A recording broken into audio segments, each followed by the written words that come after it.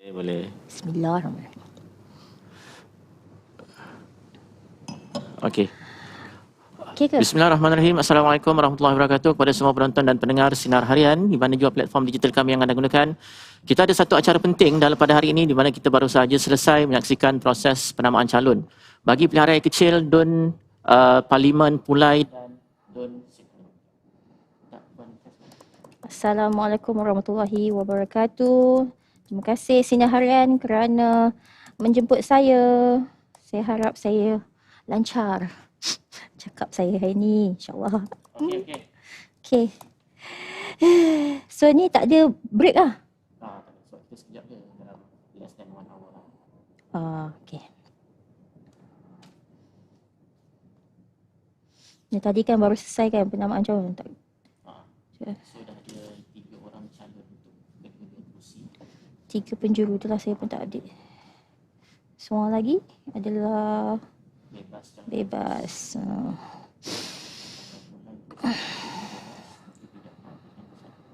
Kita nak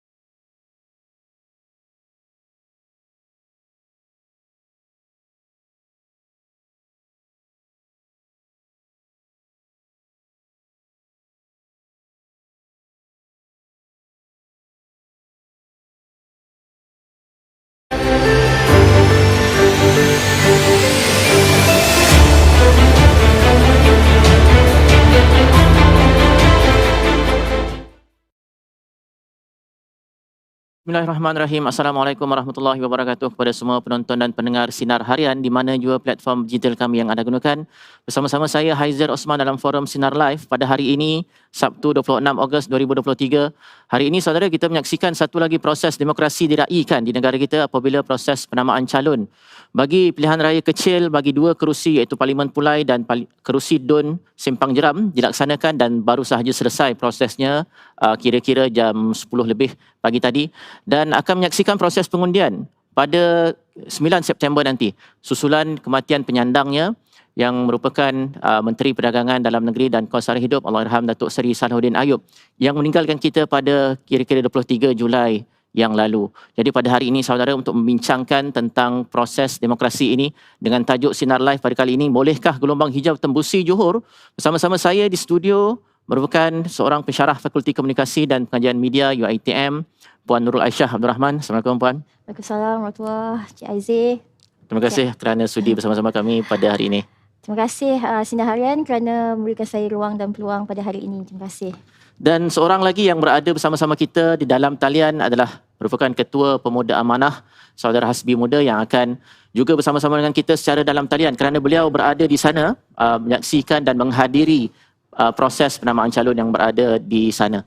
Jadi saudara, saya akan mulakan soalan pertama kepada Puan Nurul Aisyah tentang berkaitan dengan tajuk kita pada kali ini iaitu kemarahan gelombang hijau. Ini merupakan satu yang juga ada menjadi satu kebimbangan dalam kalangan pemimpin-pemimpin kerajaan perpaduan, antaranya disebut oleh Datuk Seri Ahmad Maslan, ahli MKT UMNO, bahawa kerajaan perpaduan perlu menyekat kemarahan gelombang hijau daripada memasuki negeri Johor kerana seperti mana yang berlangsung di negeri Selangor mengikut beliau, Perikatan Nasional mampu memperolehi 22 kerusi berbanding 5 kerusi sahaja dalam negara yang sebelum ini.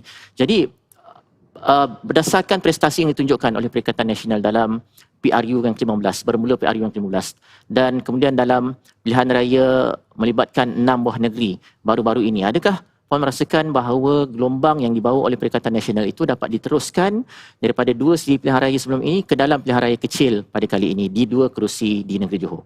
Baiklah. Terima kasih Cik Haizir. Yalah, kalau kita lihat keputusan PRN baru-baru ini, kita tengok giat dikatakan satu gelombang yang akan melanda ke semua 6 negeri yang telah bertanding sebelum ini. Namun kita tahu keputusan ini pun telah sudah kita ketahui dan jelas tidak berlaku sapu bersih yang disebut-sebut sebelum ini oleh Perikatan Nasional. Dia tidak berlaku. Malah yang bertanding semua pemegang ataupun pemain-pemain dalam pilihan raya sebelum ini menang seri 3 sama, kan. Tapi daripada jumlah yang sebelum, kalau kita nak ambil PRN ya, 245 kursi yang dipertandingkan, 146 dimenangi oleh PN dan lebihnya iaitu total 99 kursi dengan 80 PH dan selebihnya pada PN. Memang kita tidak nafikan lah, kalau kita tengok dari segi statistik ni nampak sedikit ada peningkatan seperti mana Tuan Haizir cakap tadi kepada pihak PN yang berjaya merampas beberapa kursi, terutamanya yang sinonim kepada parti UMNO khususnya sebelum ini. Namun hakikatnya keadaan itu adalah status quo. Itu yang ingin saya sampaikan di sini. Keadaannya tetap status quo dengan semua negeri yang bertanding itu dikekalkan, maksud status quo itu. Malah semua menteri besar yang ada sebelum juga dikekalkan. Ini jelas memberikan satu tanda semua negeri ini yang bertanding inginkan satu kestabilan dan keharmonian yang berpanjangan untuk tempoh 5 tahun lagi. Dan pilihan raya ni seperti pertandingan. Kalau kita masuk pertandingan, semua nak menang tentunya. Dan apabila kita masuk pertandingan, tentunya soal prestasi itu menjadi satu, orang kata, pengukur kepada ketahanan seseorang atlet dalam bertanding. Namun pokok pangkalnya di sini, objektif utama itu untuk menang. Dan dalam PRN sebelum ini, mereka yang menang ataupun yang penyandang ingin mengekalkan kedudukan, yang nak lawan nak rampas, dan itu tidak berlaku. Itu yang kita kena take away the points, I think, supaya isu-isu yang jangan yang menang itu ataupun mungkin ada lebih sedikit prestasi yang mungkin meningkat sedikit, tidak boleh mendabik dada lah bagi saya. Kerana hakikatnya kita tahu objektif utama tidak tercapai bagi kedua-duanya, kan, kekal. Ialah PN ini yang dikatakan satu gelombang hijau kerana sinonim dengan warna hijau itu dengan parti PAS itu, saya tak katalah ini satu gelombang yang begitu besar. Kita tahu kalau PAS itu sinonim membayangkan sentimen bangsa dan agama dalam ceramah-ceramah parti mereka. Even sebelum ini kita tengok yang dibawa naratifnya adalah yang dicanangkan akan berlaku satu kerajaan di peringkat persekutuan. Dan ini sebenarnya satu yang tidak masuk akal sebenarnya. Namun inilah yang dimainkan oleh mereka dan mereka berjaya dengan sentimen yang mereka bawa ini. Tapi kalau saya yakin kali ini, bagi PRK kali ini, latar belakang politik dia sedikit berbeza. Ini negeri Johor, kan, kata JDT, wilayah takluk Johor, bangsa Johor.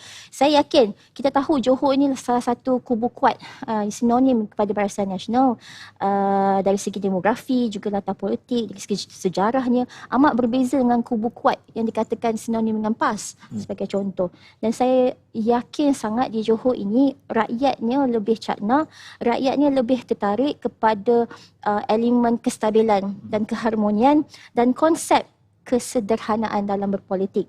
Okay? Dan tiada ruang bagi rakyat di Johor ini, mereka tidak memberikan ruang kepada bentuk politik yang ekstrim, yang ini kita tahu sinonim dibawa oleh gelombang hijau.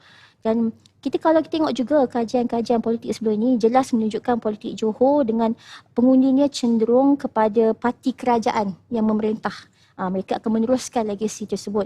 Dan juga kita pun tahu salah satu faktor di Johor ini, pengaruh Istana Johor itu amat kuat.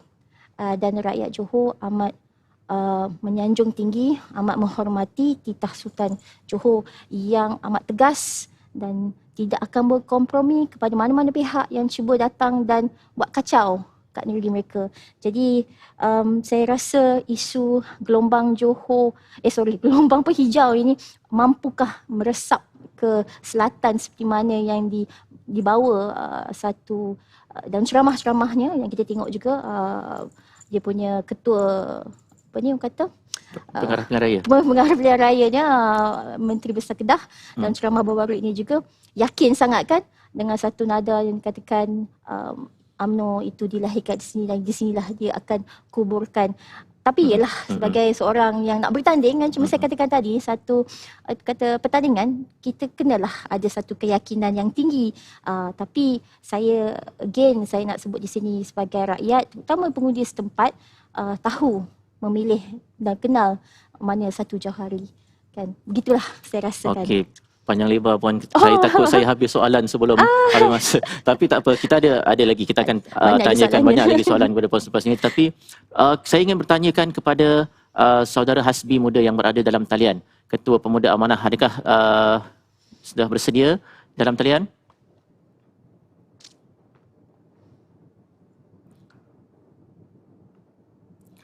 Okey, sebentar. Okey, Assalamualaikum saudara Hasbi. Waalaikumsalam warahmatullahi. Okey, saudara Hasbi boleh dengar saya di sini? Ya, boleh dengar. Saudara di sana. Saya di Simpang Jeram baru. Ya, Puan Aisyah ada menyatakan tentang bahawa barangkali gelombang hijau yang diharapkan untuk menembusi negeri Johor itu barangkali tidak akan berlaku kerana faktor-faktor negeri Johor yang unik dan tersendiri adalah yang diterangkan ciri-cirinya kerana mahukan kestabilan, mahukan kesamaan dengan kerajaan pusat dan sebagainya. Tetapi adakah saudara yang berada di lapangan pada ketika ini dan merasai sendiri suasana denyut nadi pengundi-pengundi di sana ataupun suasana penduduk-penduduk di sana merasakan bahawa perkara itu benar ataupun sebenarnya ancaman gelombang hijau itu sebenarnya real ataupun benar-benar berlaku ataupun tidak berlaku sama sekali, ia hanyalah merupakan satu polemik ataupun propaganda yang dilaungkan oleh pihak lawan. Bagaimana saudara melihat, adakah gelombang hijau mampu untuk meresap di negeri Johor? Silakan saudara. Baik, terima kasih. Pertamanya saya setuju dengan yang disebut oleh Puan Aisyah tadi. Memang walaupun di sekitar Bakri ini ialah antara tempat yang Parti PAS punya akar undi yang agak signifikan lah. Mereka ada, kalau kita tahu juga kerusi pertama yang PAS menang, kalau kita sebelum tahun PRU 2004 dulu dia ada menang satu kerusi tanpa bertanding di Senggarang, tapi kerusi yang dia menang bertanding ialah di Dun Sungai Abung. Sungai Abung ni ialah nama lama bagi Dun Simpang Jeram lah. Tetapi kemenangan PAS pada waktu itu ialah kerana sokongan daripada pengundi bukan Melayu yang tertarik dengan pendekatan ataupun imej PAS yang lebih terbuka. Waktu itu Mursyidul Am Tuan Guru Ni Abdul Aziz dilihat sebagai tokoh yang menyatukan, yang satu tokoh yang diterima oleh pengundi-pengundi Cina. Dan dari segi pengundi Melayu, saya melihat jumlah sokongan kepada PAS ini memang di Johor kita tahulah bertapak ataupun mempunyai sokongan kerana walaupun masyarakat Johor ini adalah masyarakat yang agak beragama, mereka ini terdidik dengan sekolah agama sejak daripada kecil, tetapi mereka tidak begitu selesa dengan pendekatan ataupun pembawaan politik yang dibawa oleh Parti PAS. Itu kita boleh lihat ketara khususnya dalam pilihan raya yang sebelum ini pun mereka walaupun menang beberapa kerusi, tetapi saya ingat tak banyaklah, saya ingat di Dun Maharani yang PAS menang sebelum ini. Dan Simpang Jeram ini saya nampak untuk kemarahan gelombang hijau ini untuk datang ke Johor ini saya nampak agak sukar kerana satunya memang karakter bangsa Johor ini agak unik, agak berbeza dengan di tempat-tempat lain. Mereka tidak suka pada pendekatan yang agak ekstrim, pendekatan begitu mudah melabel ataupun memfitnah kumpulan-kumpulan yang tak sealiran seperti itu sebagai tak cukup Islam dan sebagainya. Jadi saya melihat di Simpang Jeram ini persaingan masih terbuka antara Amanah dengan PAS. Amanah mewakili Pakatan Harapan, Kerajaan Perpaduan, dan untuk makluman saudara juga, di Bakri ini ialah tempat kelahiran lah, kalau boleh kita katakan antara tempat awal lah, sewaktu penubuhan Amanah dulu. Kita bermula dengan deklarasi Bakri tahun 2015. Pemimpin-pemimpin Amanah berkumpul, dan di sini antara titik-titik awal lah penubuhan Parti Amanah, dan sudah tentulah menjadi satu tanggungjawab dan juga semangat bagi pendukung-pendukung Amanah dan rakan-rakan dalam Pakatan Harapan bersama dengan Barisan Nasional untuk mempertahankan kerusi DUN Simpang Jeram ini. Baik, Saudara Hasbi, Simpang Jeram merupakan satu-satunya kerusi yang dimenangi oleh Amanah dalam pilihan raya negeri Johor yang lalu, di mana daripada kalau tak silap saya 14 ataupun berbelas-belas kerusi yang ditandingi, hanya satu saja kerusi yang dimenangi oleh Amanah, iaitu di Simpang Jeram oleh Datuk Seri Salahuddin Ayub. Adakah faktor Datuk Seri Salahuddin Ayub itu masih lagi membekas dalam kalangan pengundi-pengundi di sana, walaupun selepas lebih sebulan beliau meninggalkan kita semua? Faktor Datuk Seri Salahuddin Ayub adakah masih membekas pada pengundi-pengundi di sana, di Simpang Jeram? Saya melihat faktor Datuk Arwah masih berbekas di kalangan pengundi. Memang sentuhan beliau selaku tokoh, walaupun saya ingat baru sepenggal setahun beliau menjadi adun di sini, tapi beliau masih diingati dan dikenang lah di sini. Tetapi saya tengok calon yang baru gitu, iaitu IR Nazri juga ialah tokoh yang begitu dikenali di kawasan ini. Itu saya nampak kerana beliau sendiri, calon yang kita kemukakan ini ialah orang kuat, ataupun orang kata tokoh yang memang sentiasa bersama dengan arwah Salahuddin. Beliau orang yang saya ingat paling kuat membantu parti, bukan sahaja tahun-tahun akhir ini, tetapi sejak tahun 90-an lagi, waktu beliau dalam parti PAS. Beliau adalah pendukung utama yang membantu perjuangan parti. Kemudian apabila ditubuhkan Amanah, mereka IR Nazri ini, calon ini, bersama-sama dengan Amanah dan menjadi tulang belakang yang saya ingat paling utama lah yang membantu parti. Jadi bersama dengan pengaruh arwah Salahuddin dan juga dengan calon yang baru ni yang memang dilihat orang yang begitu akrab dengan arwah Salahuddin, saya melihat kelebihan yang sangat besar kepada calon yang kita kemukakan. Satu lagi, Saudara Hasbi, sebelum kita beralih kepada Puan Aisyah, iaitu dalam PRN Johor 2022 yang lalu, DUN Simpang Jeram yang dimenangi oleh Datuk Seri Salahuddin Ayub hanya dengan majoriti 2,399 di hadapan calon Perikatan Nasional iaitu Zarul Muhammad Saleh yang memperoleh 6,350 undi, dan calon Barisan Nasional di tempat ketiga, Lokman Muhammad Dun, 6,062. Dengan majoriti yang tidaklah begitu selesa, iaitu sekitar 2,000 lebih sahaja majoriti di sana. Dan kerusi Simpang Jeram merupakan satu-satunya kerusi yang dimenangi oleh Amanah di seluruh negeri Johor. Adakah saudara merasakan bahawa Amanah mampu untuk menjadi satu parti pilihan kepada pengundi-pengundi di Johor, kepada bangsa Johor yang selama ini merupakan pengundi tegar Barisan Nasional? Pada masa yang sama, kita ada situasi di mana pada PRN yang lalu, kita dapat melihat bahawa pengundi-pengundi UMNO dan Barisan Nasional tidak keluar mengundi kerana mereka seolah-olah memprotes keputusan untuk bekerjasama dengan Pakatan Harapan. Adakah saudara membayangkan di sana juga nanti Amanah tidak akan mendapat sokongan daripada pengundi-pengundi UMNO bagi membolehkan Amanah menang kerusi di Simpang Jeram? Kalau kita lihat pada pilihan raya negeri Johor pada Mac 2022 yang lalu, antara punca majoriti yang kita menang ni agak tipis lah kerana peratus keluar mengundi di kalangan penyokong PH itu ialah yang rendah.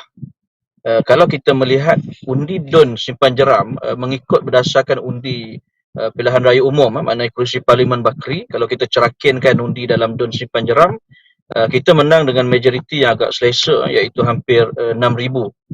Dan memang kebimbangan kita ialah peratus keluar mengundi di kalangan penyokong Pakatan Harapan ini.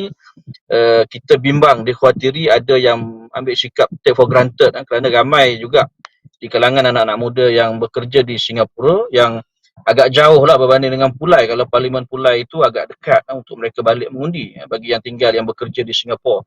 Tapi untuk Simpang Jeram itu, saya ingat itu antara kebimbangan kita.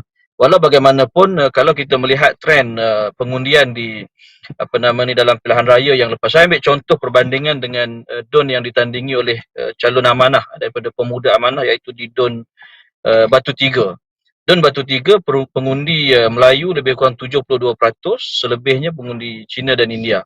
Kelebihan di sini, pengundi Melayu di sini agak pengundi bukan Melayu di sini agak tinggi ya, yang kita tahulah fixed deposit kepada Pakatan Harapan ini. Pengundi Melayu pula lebih kurang 51%, agak kecil berbanding dengan Dun Batu Tiga. Tetapi calon kita di Dun Batu Tiga, saudara Daniel, dapat menghasilkan kemenangan yang agak bergaya dengan pembawaan kempen yang sederhana, yang menolak sikap-sikap melampau dan sebagainya. Dan saya percaya di Simpan Jeram ini peluang itu lebih baik sekiranya kita bergerak dalam keadaan yang sederhana, yang tidak kempen terlalu berapi-api ataupun menghentam pihak lawan dan sebagainya, kerana saya tengok pendekatan ataupun cara orang-orang sini, mereka agak santai.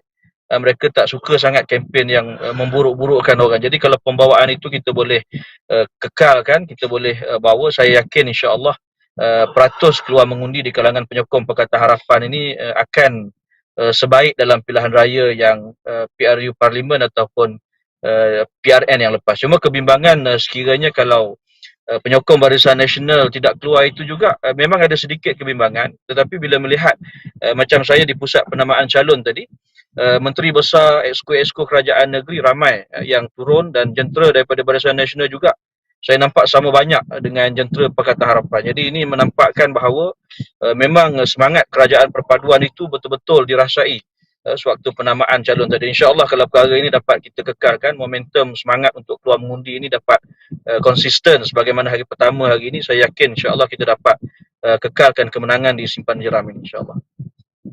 Baik, terima kasih Saudara Hasbi. Kita akan bersama-sama Saudara Hasbi lagi selepas ini. Jangan tinggalkan dahulu kami di sini kerana ada lagi soalan-soalan yang ingin kita tanyakan selepas ini kepada Saudara Hasbi. Sehingga beralih kepada Puan Aisyah bahawa dalam pilihan raya negeri Johor yang berlangsung pada tahun 2022 bulan Mac, sudah kira-kira setahun lebih tempoh tersebut berlalu, di mana UMNO mencatat kemenangan yang cukup bergaya. Daripada 56 kerusi yang ada di dalam kerusi Dewan Undangan Negeri Johor, 40 daripadanya dimenangi oleh BN, dengan 33 daripadanya dimenangi oleh UMNO. Daripada 37 kerusi yang mereka tandingi, 33 dimenangi oleh UMNO. Maknanya hanya 4 kerusi sahaja yang mereka kalah. Dengan kemenangan ini ataupun dengan prestasi ini, adakah ia juga memberi tanda bahawa rakan mereka yang bertanding dalam PRK pada kali ini, iaitu Amanah, akan mampu mendapat tempias daripada keputusan ataupun prestasi cemerlang yang ditunjukkan oleh UMNO dalam PRN yang dijalankan setahun lebih yang lalu? Baiklah, macam saya katakan tadi kan, UMNO Johor ni amat sinonim dengan UMNO, dan maka keputusan yang lalu pun jelas menunjukkan ke arah UMNO itu masih, sentimen kepada UMNO itu masih tebal. Dan adakah PH akan mendapat laba daripada kedudukan yang kuat di kalangan orang Melayu terutamanya di Johor? Saya rasa ya, insyaAllah ada di situ orang kata nilai itu, limpahan itu akan dirasai oleh dua calon PHPN ni, letakkan ni Amanah ini yang kita tahu kan. Kerana apa? Walaupun itu datang daripada parti komponen gabungan kerajaan perpaduan Amanah, tapi kita tahu dan kita sudah lihat dalam gabungan kerajaan perpaduan ini nampak adanya satu kesepakatan yang telah wujud. Saya boleh katakan kiranya kalau PRN keputusan baru-baru ini pun di Negeri Sembilan sebagai contoh lah, mengambil contoh, walaupun UMNO juga telah mencatatkan prestasi lah kan, yang tinggi dari segi jumlah kursinya berbanding rakan dalam gabungan PH tersebut, kerajaan perpaduan tersebut, tapi UMNO berbesar hati kan untuk memberikan kursi MB itu dikekalkan kepada rakannya, rakan gabungannya kan, kita tahu demi yang saya sebutkan tadi, kestabilan dan keharmonian politik. Jadi saya rasa isu di sini juga akan menunjukkan pola yang sama dari segi jenteranya. Tadi tuan yang berada di sana juga menyebutkan betapa ramai semua pemimpin-pemimpin tinggi dalam kalangan semua rakan gabungan kerajaan perpaduan turun padang untuk memberikan sokongan. Dan inilah walaupun mungkin ada UMNO, kita tidak boleh nafikan. Saya bukanlah ahli UMNO, tapi kita tahu, kita tengok statement-statement yang dikeluarkan sendiri oleh pucuk pimpinan, malah presidennya sendiri, ada sedikit sebanyak isu dalaman, krisis dalaman sedikit sebanyak, tapi tidak mampu menggugatkan, orang kata, outcome dia, iaitu sejarah satu blok parti tersebut. Dan inilah uniknya kerajaan perpaduan, khususnya kepada UMNO. Dan kalau di Johor ni lebih unik lagi, seperti kita telah sebut tadi, inilah di mana parti keramat UMNO itu dilahirkan, diwujudkan dan dibina dan melahirkan ramai pemimpin-pemimpin UMNO. Dan saya suka sebutlah salah satu, orang kata, dia punya matlamat ataupun prinsip perjuangannya, iaitu kesetiaan. Jadi dia akan bergerak sebagai M Block, satu matlamat, setia. Jadi walau siapa pun, ini yang telah dimuktamadkan, ini yang dipersetujui, maka mereka semua akan membantu menzahirkan semangat perpaduan tersebut. Dan medan PRK kali ini akan menjadi satu lagi gelanggang, adakah dapat dimanifestasikan sekali lagi kesepaduan yang ada dalam gabungan kerajaan perpaduan ini. Puan, berdasarkan apa yang kita saksikan di visual sebentar tadi dan seperti mana yang diterangkan oleh Saudara Hasbi tadi, bahawa persepaduan ataupun persefahaman dalam kalangan pemimpin-pemimpin kerajaan perpaduan melibatkan pemimpin-pemimpin Pakatan Harapan dan Barisan Nasional itu cukup kuatlah, cukup baik apabila Menteri Besar Johor sendiri datang untuk mengiringi calon di sana. Tetapi dalam PRN yang lalu, kita ada situasi di mana dapat kita saksikan penyokong-penyokong BN dan UMNO ramai yang tidak keluar mengundi, menyebabkan calon-calon mereka tewas di kerusi-kerusi yang mereka tandingi. Dan faktor transferability votes itu juga mainkan peranan yang sangat penting apabila ramai dalam kalangan pengundi-pengundi UMNO mengalihkan sokongan mereka kepada Perikatan Nasional. Dan dua faktor ini, apabila sebahagian yang tidak keluar mengundi dan sebahagian lagi menyerahkan undi mereka kepada PN, adakah Puan rasa faktor ini juga, situasi yang sama dalam PRN yang lalu juga akan berulang di PRK pada kali ini, walaupun di peringkat atasan itu kita dapat nampak dan kita dapat lihat perpaduan antara pimpinan-pimpinan parti-parti komponen itu cukup kuat. Tetapi di bawah ini bagaimana? Ya, dari segi kalau kita nak ambil peratusan keluar mengundi yang sebelum ini, nyata agak kurang dan tidak memberangsangkanlah dari segi terutamanya seperti Tuan cakap tadi, orang Melayu. Tapi ada banyak faktor-faktor, orang kata, variables yang mungkin menyebabkan keadaan itu, senario itu berlaku. Kita telah dengar tadi kan antaranya. Tapi kita tak boleh ketepikan juga faktanya, mungkin juga satu elemen of voters fatigue, penat sudah berpilihan raya, penat rakyat pada hujungnya nak keluar lagi dan waktu yang diadakan dan sebagainya. Jadi itu juga salah satu faktor kenapa kurangnya orang keluar mengundi. Dan mungkin pola yang sama kita boleh lihat, kita jangkakan, tapi tentulah ini satu bacaan yang awal lagi.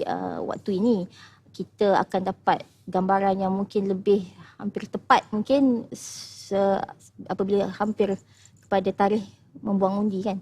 Tapi saya jangkakan ya akan ada berlaku pattern yang agak sama. Namun ini tidak akan menjejaskan apa-apa pun di peringkat pusat. Sebab impak pilihan raya itu, macam contoh PRN ya, tidak begitu berkesan seperti mana yang dibawakan naratif pihak lawan mengubah kerajaan. Jadi mungkin kalau ada yang merasakan itulah matlamatnya untuk membuang undi dan dia tahu yang mana cakna ni, terutamanya tahu benda itu tidak akan boleh berlaku, jadi mungkin sebagai protes dia pun tidak mahu keluar mengundi ketika itu. Jadi menjawab pada soalan tuan, ya saya rasakan akan ada sedikit pola yang sama, tapi terlalu awal lah untuk kita cakap sama ada makin menurun atau sebaliknya.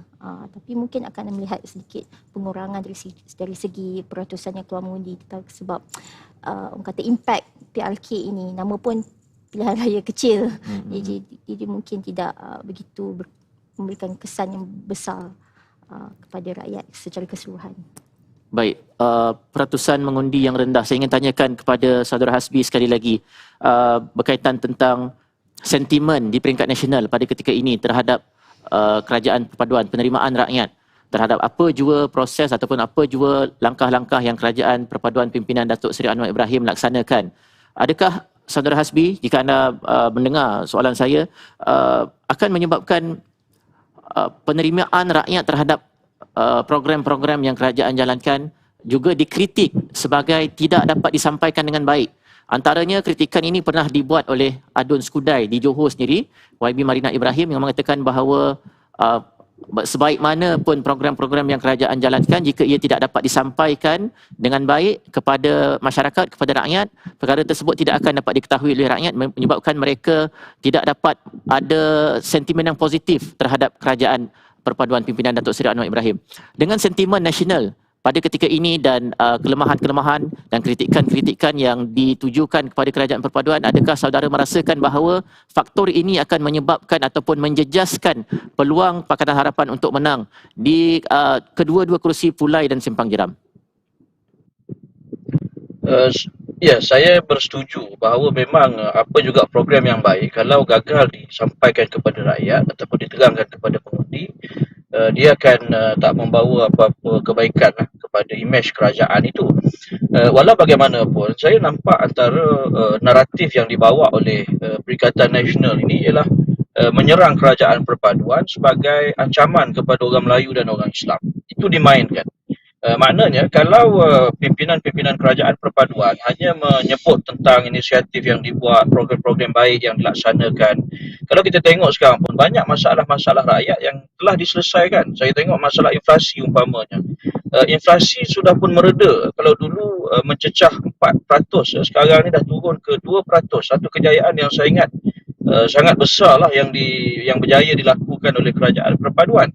Walau bagaimanapun, walaupun semua itu sampai kepada rakyat pun, kalau kerajaan gagal menerangkan dengan baik tentang tuduhan ataupun fitnah bahawa Melayu Islam terancam di bawah kerajaan Madani ini, maka memang itu akan membawa kemerosotan kepada undi dalam undi kepada calon kita lah. Tapi saya suka untuk nak komen sedikit tentang transferability undi tadi. Kalau kita tengok waktu UMNO mula-mula berpakat dengan PAS dalam Muafakat Nasional umpamanya, memang pilihan raya awal yang mereka sertai di Sungai Kandis, di Seri Setia dan Belakong, calon-calon Muafakat Nasional itu kalah teruk. Tetapi bermula dengan di Cameron Highland, barulah kita nampak bahawa muafakat itu berkesan. Sama juga kalau kita nak mengukur kepada kejayaan Kerajaan Perpaduan dalam PRN yang lepas, saya fikir ianya terlalu awal. Kerana memang kita menjangkakan peringkat awal Akaumbi masih belum sepenuhnya menerima. Tetapi secara perlahan-lahan saya percaya penerimaan itu semakin baik apabila kita dapat terangkan kepada Akaumbi. Mereka akan lebih memahami kenapa kita membentuk Kerajaan Perpaduan, kenapa Datuk Zahid Hamidi ini dilantik sebagai timbalan Perdana Menteri dan sebagainya. Semua itu semakin diterima oleh Akaumbi kerana mereka melihat realiti. Kerana Kerajaan Perpaduan ini ditubuhkan atas titah tuanku. Dan pelantikan timbalan Perdana Menteri ini juga ialah kerana kita memang nama yang dikemukakan oleh Barisan Nasional itu, dasarkan itu yang diikut oleh Perdana Menteri. Jadi banyak penjelasan-penjelasan yang saya rasa yang dibuat daripada masa ke semasa yang akhirnya akan memahamkan dan membolehkan pengundi-pengundi khususnya daripada BN ini dapat menerima realiti politik yang berlaku sekarang ini. Tapi apapun saya bersetuju dengan pandangan umum bahawa memang kita perlu memperkuatkan ataupun terus memperkasakan medium penerangan kita supaya setiap inisiatif yang dibuat oleh kerajaan ini sampai ke bawah, dan setiap tuduhan ataupun tomahan yang dibuat oleh parti-parti pembangkang itu dapat dijawab dengan berkesan oleh jentera parti, dan juga sekiranya serangan itu kepada kerajaan persekutuan boleh dijawab oleh jentera penerangan kerajaan. Keyakinan yang Saudara Hasbi sebutkan sebentar tadi tentang peluang untuk menang berdasarkan kepada bilangan ataupun peratusan pengundi Cina yang ada di Simpang Jeram dan barangkali juga di Pulai. Tetapi kalau kita lihat dalam Pilihan Raya Negeri Johor yang lalu, prestasi MCA juga sebenarnya tidaklah begitu teruk. Apabila daripada 15 kerusi yang mereka tandingi, mereka menang 4, dan di AP juga walaupun mereka bertanding 14 kerusi, mereka menang 10 dan kalah 4. Jadi maknanya barangkali pengundi-pengundi Cina di Johor ini, mereka barangkali agak lebih terbuka dan mereka tidak meletakkan sokongan sepenuhnya kepada DAP semata-mata. Dan kita dapat lihat dalam PRN Johor yang lalu, sokongan juga diberikan kepada MCA walaupun barangkali tidaklah secemerlang DAP. Adakah saudara yakin bahawa pengundi-pengundi Cina di dua kerusi ini akan memberikan undi mereka kepada Pakatan Harapan, ataupun adakah mereka juga ada kemungkinan untuk memberikan undi mereka kepada Perikatan Nasional sebagai tanda protes dan sebagainya? Saya melihat pengundi Cina ini mereka rasional dari sudut membuat keputusan dalam pilihan raya, dan saya percaya bahawa naratif kerajaan perpaduan ini perlu untuk kestabilan dan kemakmuran negara itu sangat difahami, dihadami oleh mereka. Dan di kalangan pengundi Melayu juga kita harus akui bahawa pengundi-pengundi Melayu juga mereka membuat keputusan yang rasional berdasarkan maklumat yang mereka terima. Jadi kalau di kawasan Muar, di kawasan Bakri ini, pengundi-pengundi Melayu juga mereka terbuka dengan maklumat yang kita sampaikan. Cuma soal doktrin ataupun sentimen-sentimen agama kaum yang dimainkan secara keterlaluan itu sudah tentulah ada segmen ataupun ada kelompok yang terpengaruh. Itu kita tak boleh nafikan, tetapi dengan kempen secara konsisten yang sederhana mengambil pendekatan rahmah sebagaimana yang dibawa oleh almarhum Salahuddin Ayub, saya percaya bahawa pengundi-pengundi Melayu, pengundi Cina, India ini akan dapat melihat bahawa pilihan yang terbaik bagi mereka ialah kerajaan perpaduan daripada Pakatan Harapan. Berbalik kepada Puan Nurul Aisyah, keputusan PRK ataupun pilihan kecil pada kali ini barangkali merupakan satu keputusan yang sangat penting kepada kerajaan perpaduan selepas daripada Parlimen Tergantung PRU ke-15, kemudian dalam PRN yang lalu di mana di negeri-negeri yang mereka kuasai sebelum ini, negeri Selangor sebagai contoh, mereka kehilangan banyak kerusi di tangan Perikatan Nasional. Kenapa keputusan dalam PRK pada kali ini di dua kerusi tersebut yang sebelum ini disandang oleh Pakatan Harapan melalui Datuk Seri Salahuddin Ayub almarhum begitu penting kepada survival ataupun kestabilan kerajaan perpaduan yang diterajui oleh Pakatan Harapan dan Barisan Nasional? Kenapa keputusan ini akan jadi sangat penting kepada mereka untuk langkah mereka seterusnya selepas ini? Ya, tentu sekali walaupun tadi saya katakan ia tidaklah memberikan impak dari segi berlakunya kerajaan itu bertukar dan sebagainya, tapi PRK juga kali ini ada pentingnya itu. Ia kalaulah kalah, tentunya pihak lawan akan mengambil ini sebagai satu bacaan penolakan komuniti atau pengundi di situ, dan ia akan turut boleh dibaca sebagai satu penilaian prestasi pengundi yang khususnya orang Melayu. Sekali lagi isunya yang dibangkitkan menolak perjuangan ataupun ideologi yang dibawa lah oleh kerajaan perpaduan ini. Tapi bagi saya kerana itulah pentingnya orang Melayu lah khususnya, sebab ini yang disebutkan tadi kan, orang Melayu. Saya rasa isunya di sini adalah pentingnya kita meneruskan. Saya tahu mungkin bunyi dia agak macam playing a broken record, but ya, baru saja 9 bulan kerajaan perpaduan yang kita ada ini, macam Tuan cakapkan tadi, hang parlimen, satu keadaan yang tak pernah kita mimpi pun akan berlaku di Malaysia. Dan ia berlaku dan kita tahu semua natijah dia apa yang berlaku selepas itu. Jadi sudahlah untuk semua rakyat Malaysia masanya dah cukup untuk berpolitik dan zahirkan sokongan itu kepada usaha-usaha yang telah direncanakan oleh kerajaan sekarang yang ada untuk tempoh 5 tahun lagi. Sebab kalau kita nak bawa naratif isu kenapa gagal, bagi saya it's always about how you look at things. You know, setiap kacamata kita menganalisis atau mentakrifkan sesuatu itu berdasarkan apa sentimen yang kita bawa. Jadi kalau seorang itu orang yang rasional, tentulah semuanya inginkan satu yang baik dan tidak ekstrim.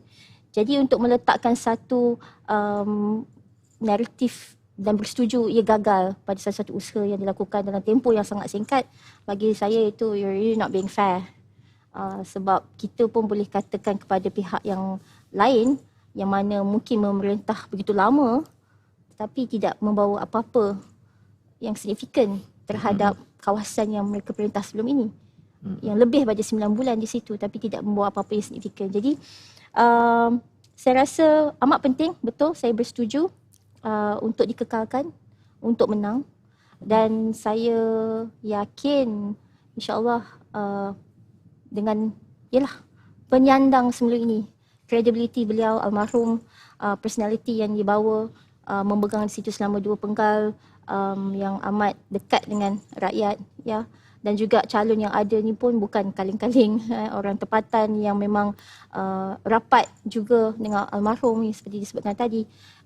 Saya yakin akan ada kesinambungan itu akan dikekalkan kepada UMNO. Sebab lagi pun apa isu yang mereka hendak mungkin cari pasal tu kan, sebab ia tetap dikekalkan kepada kursi tu, kepada parti Amanah.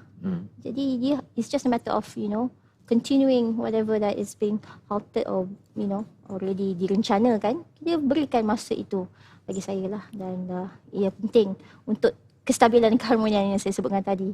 Ya. Bagaimana Puan melihat proses penerangan kerajaan terhadap program-program yang dijalankan, kerana ia menjadi satu kritikan dalam kalangan adun kerajaan sendiri. Contohnya yang saya sebutkan sebentar tadi, antaranya adun Skudai, dan juga kritikan ini juga barangkali disebut juga oleh ahli-ahli politik yang lain termasuk dalam kalangan kerajaan. Program-program yang cukup baik yang dilaksanakan oleh kerajaan Madani dan sebagainya, tetapi disebabkan penerangan yang tidak sampai kepada rakyat, menyebabkan ia tidak diketahui dan dianggap kerajaan tidak berbuat apa-apa. Bagaimana kegagalan dalam menyampaikan ini akan menjejaskan peluang untuk menang di kedua-dua kerusi ini?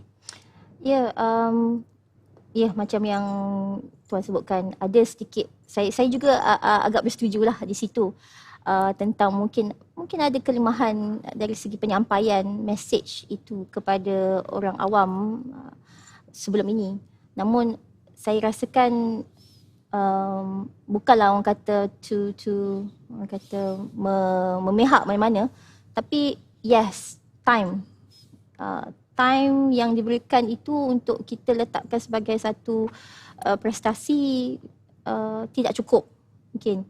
Walaupun, dan saya setuju, semua usaha-usaha yang digembeling itu baik, seperti contoh ekonomi madani, dan even slogan konsep madani itu sendiri, walaupun secara literal dia, kalau saya pun dulu belajar tentang politik tu, saya faham madani itu bermaksud atau membawa kepada konsep ketemadunan. Tapi dalam konsep kerajaan madani itu akronim, dan mungkin agak sukar untuk kita letakkan maksud itu diaplikasikan kepada rakyat mungkin bawahan, ya, orang. Bukanlah kita kata kita want to dumb down the citizen, tapi betul, setuju, strategi komunikasi itu mungkin agak lacking sedikit, tapi boleh diperkemaskan. Dan saya rasakan itu kerana masa yang diberikan, dan waktu itu berlaku banyak gangguan dalam kerajaan yang baru ditubuhkan tersebut. Itu menyebabkan fokus mungkin tumpuan terpaksa untuk membersihkan dulu segala sawang dan rumah-rumah itu. Sebab rumah yang agak teruk, jadi kita betulkan dulu rumah tu. Jadi itu bagi saya, betul ada sedikit kelemahan di situ, dan kita dah nampak kerajaan dan juga melalui agensi-agensi sudah giat melaksanakan program-program untuk menyampaikan mesej kerajaan. Ya, kita baru-baru ini kita tengok ada debat perdana dan sebagainya. Media juga harus memainkan peranan untuk memberikan fair game dan fair reporting to usaha kerajaan dan inisiatif kerajaan ini.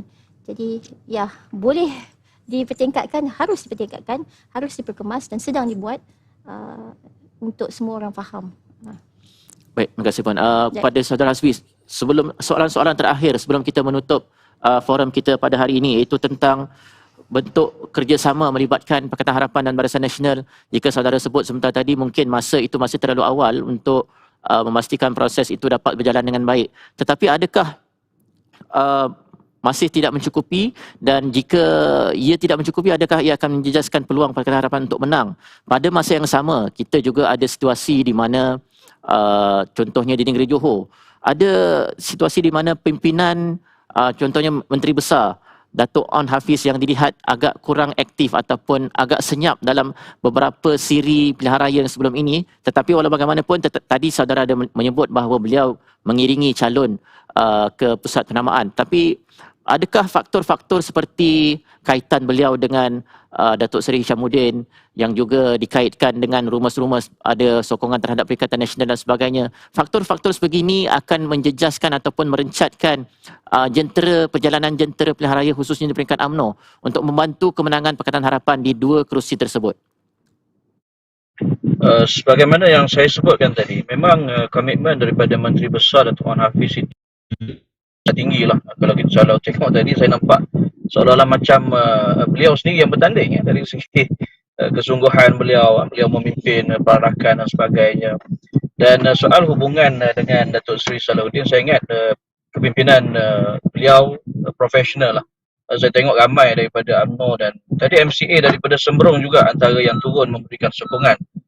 Jadi soal hubungan itu saya tak nampak sangat, kerana pada akhirnya tokoh-tokoh ini akan meletakkan keutamaan parti ataupun kepentingan parti dan negeri itu sebagai keutamaan mereka. Soal saya tak nampak ada apa-apa unsur untuk boikot ataupun sabotaj, kerana sebagaimana yang saya sebutkan tadi, jumlah penyokong Barisan Nasional yang turun itu luar biasa, seolah-olah macam Barisan Nasional yang bertanding.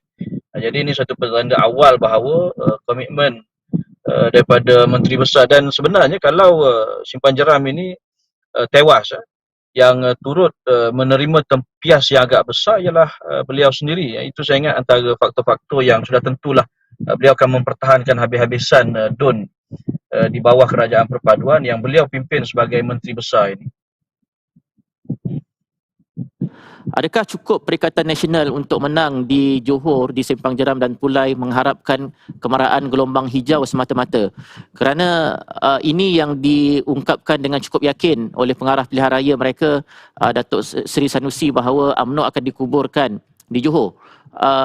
Bagaimana saudara melihat kemarahan gelombang hijau dan adakah ia mencukupi untuk membolehkan mereka menang secara matematik di dua kerusi ini, ancaman gelombang hijau di dua kerusi ini? Istilah gelombang hijau itu saya difahamkan sebenarnya bukan hanya tak disenangi oleh penyokong Kerajaan Perpaduan, tetapi juga rakan dalam Perikatan Nasional, iaitu Bersatu sendiri. Kerana di Johor ini sebenarnya pengaruh Tan Sri Mahidin sepatutnya lebih dominan berbanding dengan pengaruh PAS. Dan apabila disebutkan gelombang hijau, itu mengetepikan pengaruh yang dibawa oleh Bersatu. Dan untuk makluman saudara, dalam waktu penamaan calon tadi, bila saya pergi ke kawasan kepimpinan parti-parti yang berada dalam pagar Majlis Perbandaran itu, saya dapati tak ramai, sangat sedikit tokoh, boleh dikatakan langsung tak ada tokoh nasional daripada Parti Bersatu. Kalau kita ikutkan Bakri ni agak dekat dengan Paguh, tapi kita tak nampak Tan Sri Mahidin, tak ada kepimpinan naik-naik Presiden Bersatu, tak ada even ahli Majlis Tinggi Bersatu pun saya rasa saya tak nampak lah. Yang ada hanya kepimpinan PAS. Jadi saya nampak di situ pun menampakkan kecanggungan dalam Perikatan Nasional, kerana istilah gelombang hijau itu sebenarnya satu yang agak tak berapa selesa juga bagi Perikatan Nasional, kerana kita tahu ini ialah kawasan yang sepatutnya didominasi oleh pengaruh Tan Sri Mahidin. Jadi saya tak nampak itu suatu yang serius, kerana lokaliti ataupun faktor-faktor tempatan itu harus dilihat sebagai antara faktor yang signifikan dalam kita membuat penilaian. Baik, terima kasih Saudara Hasbi atas perkongsian. Kita ucapkan selamat berjaya dan semoga beroleh apa yang ingin dicapai dalam pilihan raya kecil Simpang Jeram dan Pulau di sana. Kita akan berjumpa lagi dalam kesempatan yang lain, insya-Allah. Terima kasih banyak-banyak kami ucapkan. Kita akan sambung dengan Puan Aisyah tentang kita berada di penghujung program ini, tentang bagaimana Puan melihat di penghujung ini peluang untuk Pakatan Harapan dan BN untuk menang di sana, kerana adakah kerjasama mereka itu cukup kuat, kerana kita tahu kita ada beberapa situasi melibatkan perbezaan kefahaman antara pimpinan dan akar umbi yang barangkali tidak sekata. Tapi bagaimana Puan melihat kerjasama secara keseluruhan dari atas sampai ke bawah bagi membolehkan mereka menang dalam kedua-dua kerusi dalam PRK kali ini? Baik. benarlah ada mungkin kalau kita nak katakan secara total sudah serasi bersama, sudah mesra secara total semuanya sekata seperti kata Tuan tadi, mungkin belum secara total. Tapi again masih baru, dan baru ni bukan baru kenal yang kosong-kosong start dia dalam gabungan ini adalah nemesis kalau kita boleh katakan, kalau kita semua tahu sejarah politik dalam rakan kerajaan perpaduan ni sesama mereka, was enemies. Kata arch nemesis kan. Jadi tentu ada lagi segelintir yang mungkin tidak selesa, masih tidak boleh menerima mungkin. Dia macam berkahwin lah.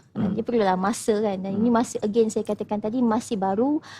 You need to give it time. You need to have a bit of patience sebelum gabungan ini dapat kita lihat kejayaannya bersama.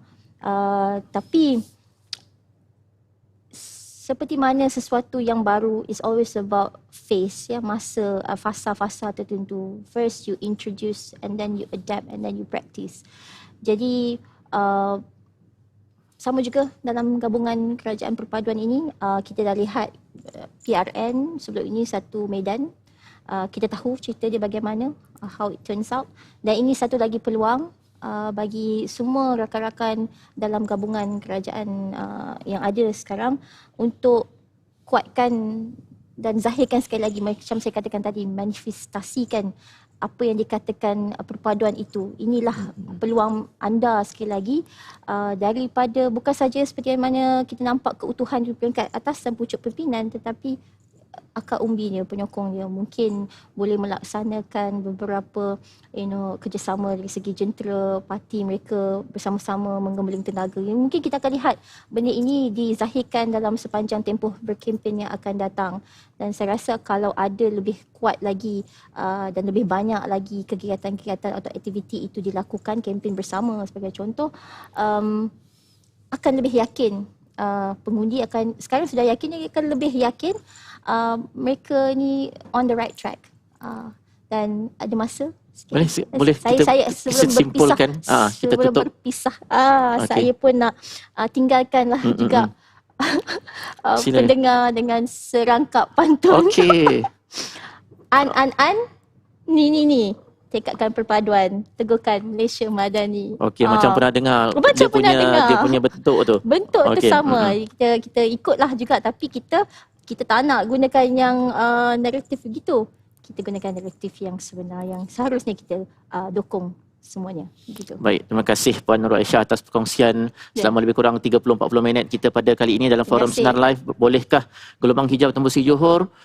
Saudara, pastinya keputusan dalam PRN yang lalu akan menjadi pengajaran kepada kedua-dua blok parti, sama ada PHBN dan juga Perikatan Nasional, untuk membolehkan mereka merangka strategi yang seterusnya dalam PRK yang akan berlangsung selepas ini. Kita ada PRK Pulai, Simpang Jeram, dan selepas ini PRK Don Pelangai, yang mana menyaksikan perjalanan politik dan demokrasi di negara kita masih terus berjalan dan bersemarak. Dan di peringkat kita sebagai rakyat, kita akan memerhatikan perkembangan ini dengan penuh minat dan dengan berdasarkan kepada pertimbangan ilmu dan wahyu, dan jangan berdasarkan pertimbangan emosi semata-mata. Jadi saudara, saya rasa sampai di sini sahaja perkongsian kita dalam forum Sinar Live. Kita akan berjumpa lagi dalam forum-forum yang akan datang. Sehingga itu, saya Haizir Osman, mewakili pihak produksi, mengucapkan Assalamualaikum warahmatullahi wabarakatuh.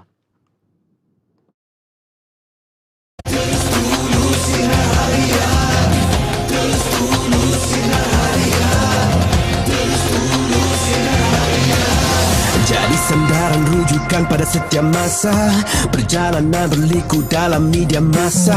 Perjuangan ini bukan mudah, tak ramai tahu. Setajam pena, bidikan lensa, perkasakan suara Malaysia, mengubah dunia. Saya Bimot. Saya maskot Karnival Pendidikan Sinar Bestari.